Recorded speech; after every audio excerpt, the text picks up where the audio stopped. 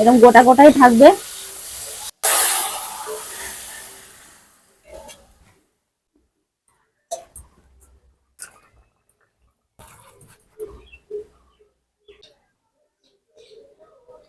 সত্যি অসাধারণ রান্না করেছো তুমি।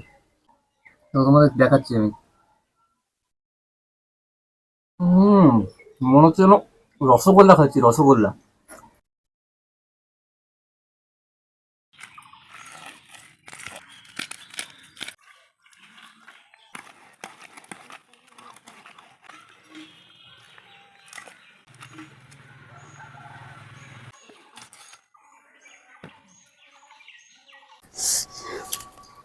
এই দেখো বন্ধুরা, কত বড় বড় গলদা চিংড়ি দেখেছো?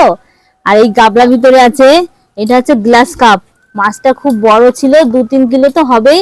তো এই মাছগুলো আর এই গলদা চিংড়িগুলো কোথা থেকে আসলে তোমাদেরকে বলি।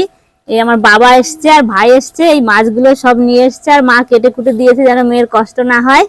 এই দেখো কত বড় বড় মাছ দেখেছো? এগুলো আমাদের ঘেরিতে চাষ হয়, এই চিংড়ি মাছগুলো।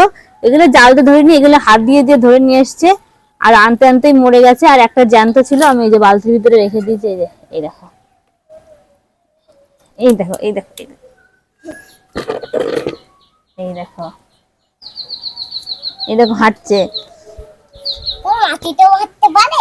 হ্যাঁ, জলে রেখে দিই তাহলে জ্যান্ত থাকবে, নাহলে মরে যাবে।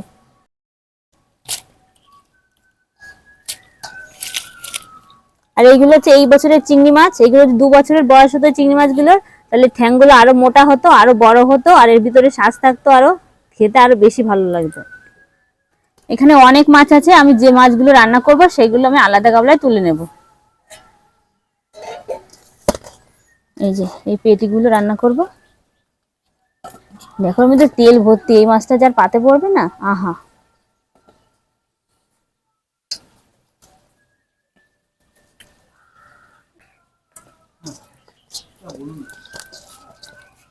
এর ভিতরে আর পেটি নেই, এগুলো সব গাদার মাছ। এই যে এই মাছগুলো আমি রান্না করব। বন্ধুরা, মাছ ধুয়ে নিয়ে রান্না করে চলে এসেছে। এই দেখো আমি পেটির পিস নিয়েছি, আর এই মাছ দিয়ে আজকে বানাবো তেল ঝাল। আর এই মাছের রান্না করলে কালারটা ঠিক এরকমই আসবে। তো পুরো ভিডিওটা দেখতে থাকো, আশা করি সবার খুব ভালো লাগবে। আর আমি মাছ রান্না করার জন্য কি কি মশলা নিয়েছি তোমাদের সঙ্গে একটু শেয়ার করি। এখানে নিয়েছি পেঁয়াজ বাটা, ধনে পাতা কুচি, ধনে গুঁড়ো, রাঁধুনি, একটা তেজপাতা, হলুদ গুঁড়ো, লবণ, টমেটো কুচি। আমি বড় বড় সাইজের আলু কেটে নিয়েছি এখানে লম্বা লম্বা করে। এখানে আছে জিরে বাটা, আদা বাটা, শুকনো লঙ্কা বাটা, আর আছে সর্ষের তেল। প্রথমে মাছে লবণ হলুদ মাখিয়ে নেব। লবণ, হলুদ গুঁড়ো,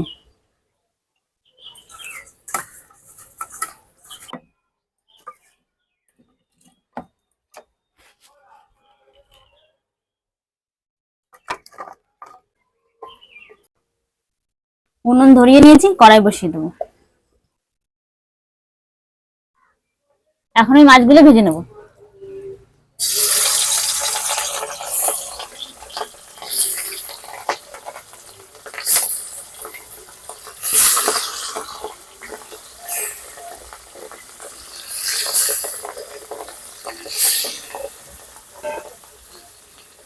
বন্ধুরা, আমি তো গিলাস কাপ মাছের পেটি দিয়ে তেল ঝাল বানাচ্ছি, তোমরা চাইলে অন্য কোনো মাছের পেটি দিয়েও তেল ঝাল বানাতে পারো, খেতে কিন্তু দারুণই লাগবে।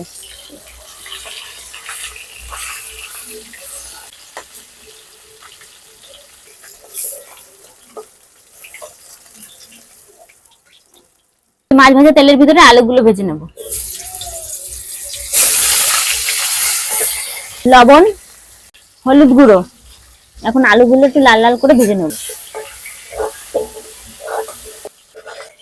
আলু এই যে লাল লাল করে ভেজে নিয়েছি, এখন আমি তুলে নেব।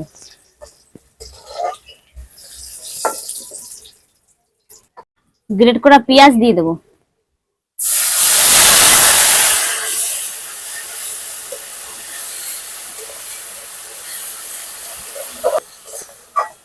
আদা বাটা দিয়ে দেবো।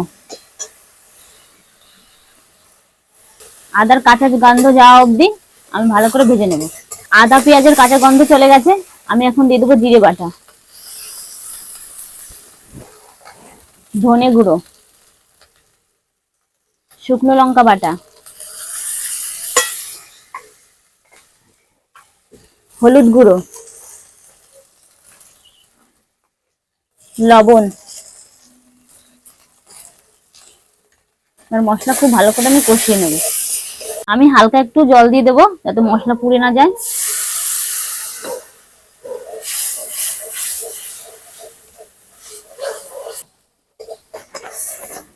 মশলা সব ভালো মতো কষিয়ে নিয়েছি, এখন ভেজে রাখা আলুগুলো দিয়ে দেবো। ভেজে রাখা আলুগুলো দিয়ে আমি কিছুক্ষণ কষিয়ে নেব। জল,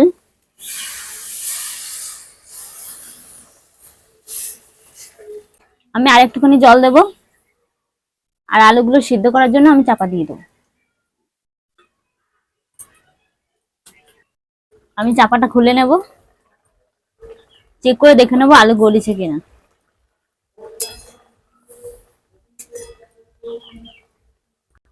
আলুগুলো খুব সুন্দর গলে গেছে, আমি এখন নামিয়ে নেব তরকারি।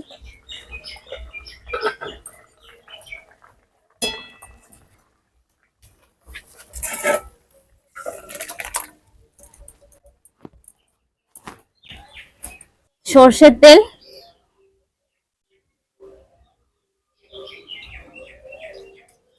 তেজপাতা মাঝখান থেকে ছিঁড়ে দিয়ে দিলাম, আর দিয়ে দেবো রাঁধুনি ফোড়ন।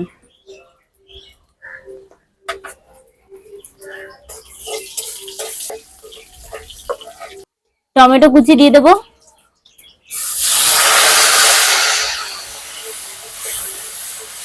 টমেটো আমি গলাবো না, এরকম গোটা গোটাই থাকবে।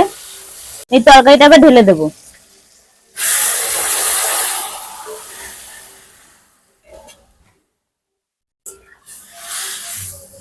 ঝোল ফুটছে, আমি এখন এই ভেজে রাখা মাছগুলো দিয়ে দেবো।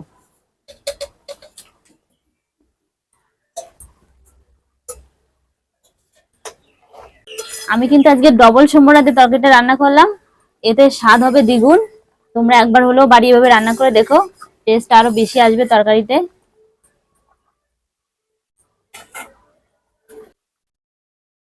মাছ দিয়ে আমি 2-3 মিনিট ফুটিয়ে নিয়েছি, এখন ধনেপাতা কুচি দিয়ে দেবো।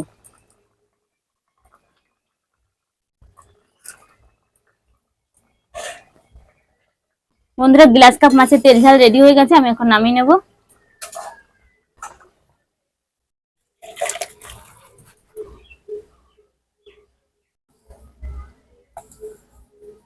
তরকারির রংটা কি এসেছে! গ্লাস কাপ মাছের তেল ঝাল।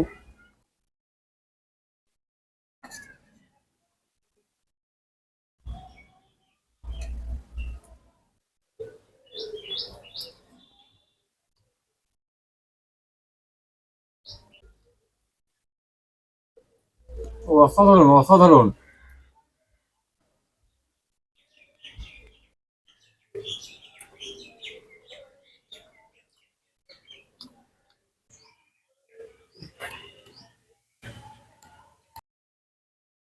এই যে পেটিটা দেখতে পাচ্ছ, এত সুন্দর লাগবে না খেতে। ভিতরে তেল চর্বি আছে না? লোভ দেবা না কিন্তু।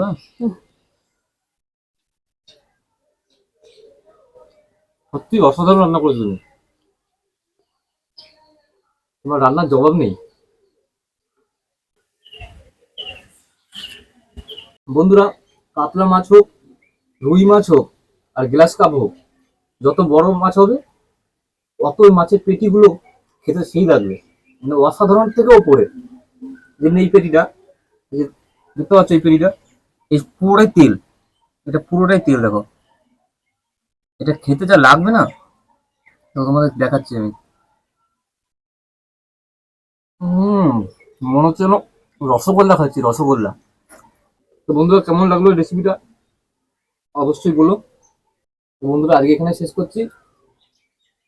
নতুন কোনো রেসিপি নিয়ে আবার দেখা হবে অন্য কোনো ভিডিওতে।